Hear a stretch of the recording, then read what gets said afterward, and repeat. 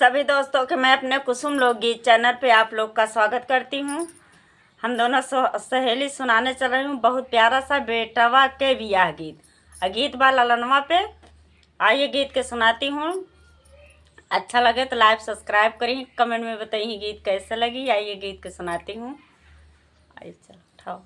बरहई बारिशवा के दुल्हे कवने रामा पाने बिन ओठ को मिलाई रे लालनवा रे पाने बिन ओठ को मिलाई रे लालनवा शोभवा से उठे ई पापा हो कवने रामा जाई बारैया लागे जाई रे लालनवा रे धाई बारैया लागे जाई रे लालनवा ढोली ढोली पनावा लगावा मोरे बरई रे पुतावा के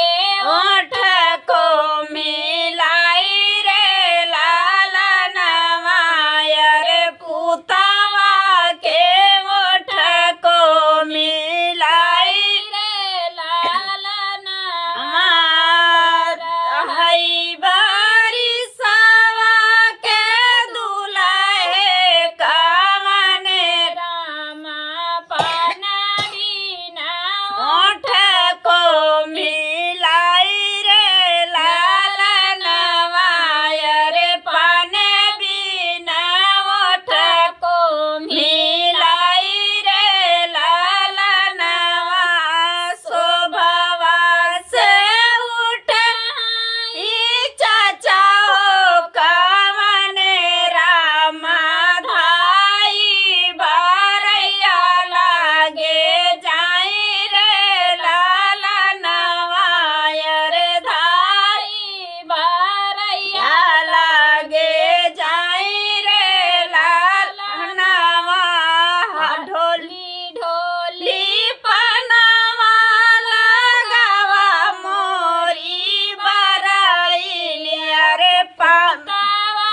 के ओठ को मिलाई रे लालनवा रे पुतावा के ओठ को मिलाई रे